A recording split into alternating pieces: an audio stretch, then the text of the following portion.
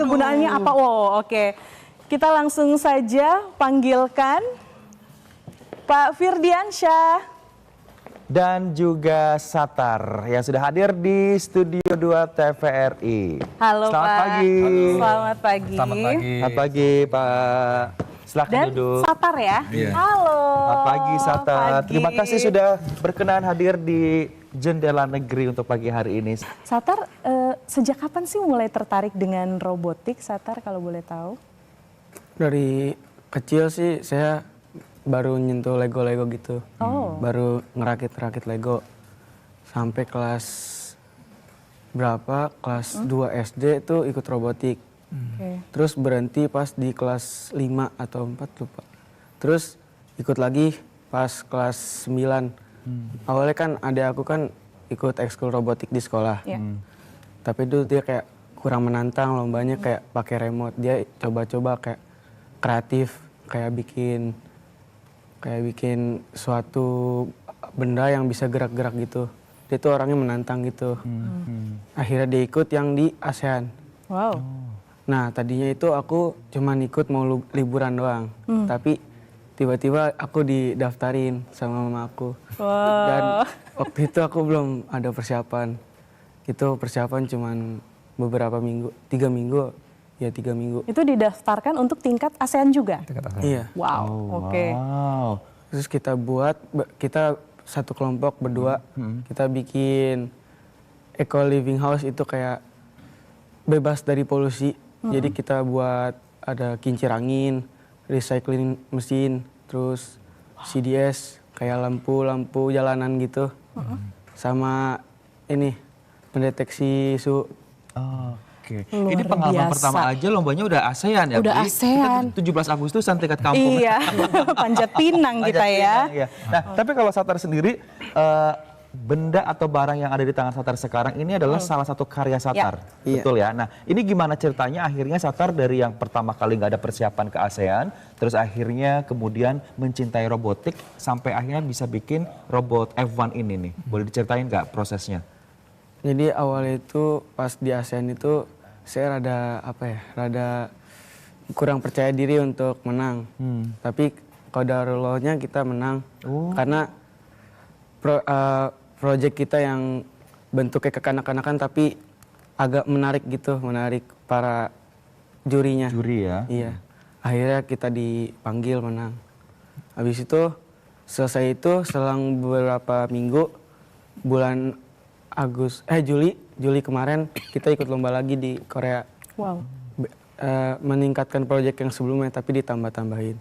Habis itu menang juga. Menang juga? Iya. Waduh, tingkat ASEAN menang, terus ke Korea juga menang juga ya. Korea itu 30 negara. Korea tuh 30 negara, 30 negara. peserta dari 30 negara Hampir, dan Satar juga. Salah satu yang dapat Grand Prize, salah satu penghargaan tertinggi dari Korea. Wow, Satar, kamu luar biasa loh. Tapi kalau boleh tahu ya, ini proses pembuatan robot F1-nya ini itu dalam bentuk apa? Coding kah atau memang ada AI juga begitu, bantuan dari teknologi AI? Sekarang ini kan banyak ya robot-robot yang menggunakan teknologi AI, atau berbeda atau seperti apa sih? Kalau yang F1 ini aku pakai coding. Coding. Jadi ini ada 2 DC motor buat ngegerakin kayak mobil para ini aja pada Kayak umumnya. Tamiya ya dulu, Iya. mirip-mirip seperti itu ya. Tapi ini kayak di coding. Jadi ada DC motor kanan kiri nih. Ini juga ada servo untuk ngebelokinnya nih. Set nih. Oh, Oh, boleh minta tolong diangkat satu biar pemirsa di rumah juga Nah, tahu iya. tuh di hadapan ke kamera punten. Ya. Nah, itu dia pemirsa. Coba lihat. Oke. Ini DC motor untuk menggerakkannya nih. Nah, terus ini belok kanan kirinya. Ini aku coding pakai PictoBlock. Ini MRT 3. Nah, di sini tuh ada baterainya nih. Kita memakai 6 baterai. Ini tempat baterainya.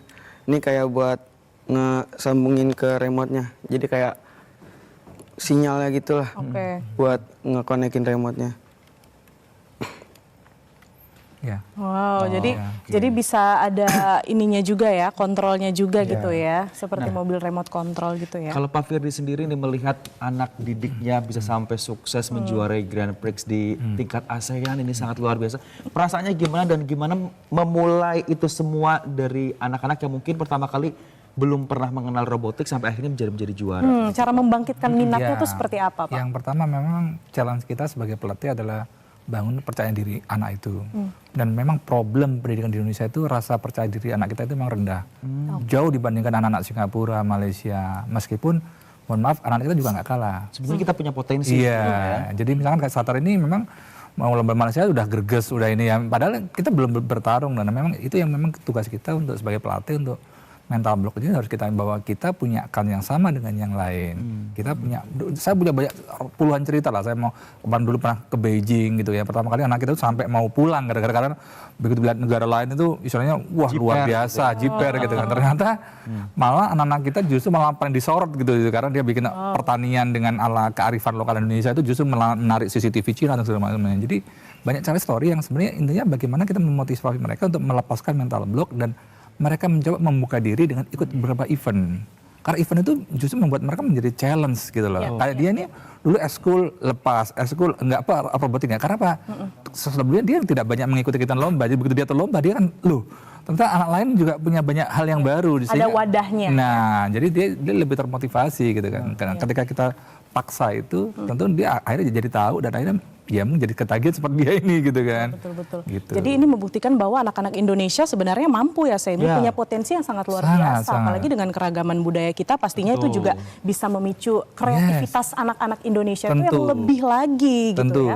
Tapi kalau menurut Pak Firdiansyah sendiri, sebenarnya mengajarkan bidang robotik ini ya terhadap anak-anak itu manfaatnya apa sih? Ya, yang sangat penting adalah pembelajaran yang jarang didapatkan di sekolah, utama di Indonesia adalah pembelajaran kreativitas. Ya, kreativitas itu yang akan mengubah anak menjadi seorang follower, pekerja rutin atau menjadi seorang leader. Ya, masa depan itu penuh ketidakpastian. Jadi tugas kita adalah bagaimana membangkitkan kreativitas supaya mereka dengan situasi apapun mereka bisa survive. Nah, itu yang menurut kami harus diajarkan di Indonesia. Negara-negara maju, Finland, semuanya ini kan creativity, Jepang creativity, ya kan? Karena itu yang menjadi memang concern kita selama ini, gitu. Wow, menarik. Kita masih akan ngobrol-ngobrol dan juga membahas mengenai dunia robotik bersama dengan suhunya dan juga anak buahnya yang sangat luar biasa mendapatkan penghargaan di kancah internasional gitu ya. Setelah yang satu ini tetaplah bersama kami di Jendela Negeri. Siswa putra bangsa yang sudah mengharumkan nama Indonesia di bidang robotik, ini ada saudaranya Satar. Adiknya yang tadi diceritain ya? Benar sekali. Oke, langsung saja kita panggilkan Altamis. Selamat pagi, Halo, Altamis. pagi-pagi. Weh. Apa kabar? Pagi, Altamis. Silakan duduk. Silakan duduk. Seneng ya? Pesantren wajib salaman dulu. Salaman dulu. Iya, santun dan sopan ya. Attitude juga tetap loh. Luar biasa. Beri kita mau nanya apa sama Altamis tadi, kayaknya mau, gemes deh katanya Aduh, gitu. excited banget ya kalau misalnya Jendela Negeri ini tamunya ini adalah anak-anak muda yang benar-benar punya inovasi dan punya kreativitas Dan gitu ya. yang paling penting membanggakan nama Indonesia loh. Wah, luar biasa. Di kancah internasional. Tadi Altamis kita sudah mendengar cerita dari kakaknya ya, Satar, bahwa ternyata Satar ini juga terinspirasi dari adiknya, Altamis. Nah, kalau kamu terinspirasi dari mana nih? Sampai bisa terjun gitu ya, bikin robotik. Awalnya aku cuma ngikut-ngikutin si Satar bikin Lego. Oh, oke. Terus awalnya kan aku nggak tahu robotik. Nah pas SD aku baru tahu robotik. Tapi bukan kayak ikut lomba-lomba gitu. Taunya dari mana? Tahu ikut lomba tuh dari ustaz-ustazah, dari racer gitu. Jadi pas tahu ada lomba robotik dari SMP.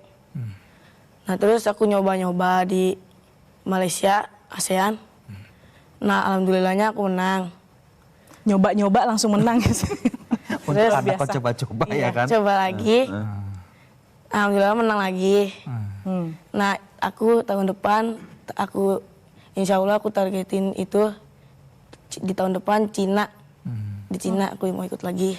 Mau ikut lagi. Dan mudah-mudahan akan menang ya. Ya, Amin. insya Allah. Amin. Tapi kalau misalnya perlombaan kayak gitu tahunan atau emang apa ada Random aja? tertentu? Tahunan, Pak. Tahunan ya. Jadi kami punya asosiasi namanya International Youth Robot Association.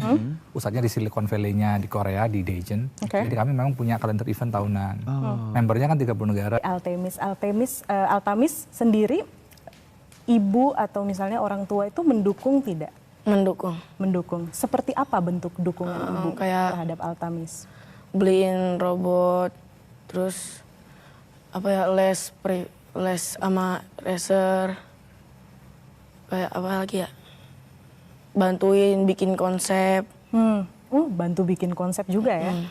Oh, ide kreatif juga orang tua. Nah, tadi Altamis cerita katanya mau ada persiapan ke China gitu ya untuk perlombaan berikutnya. Nah, sejauh ini sudah berapa persenkah persiapan menuju ke perlombaan di China tersebut? Dan kira-kira apa nih akan dibawa sama Altamis dan juga tim dari Indonesia di perlombaan nanti? Tergantung yang apa ya, di tema dik yang disetujuin sama itunya.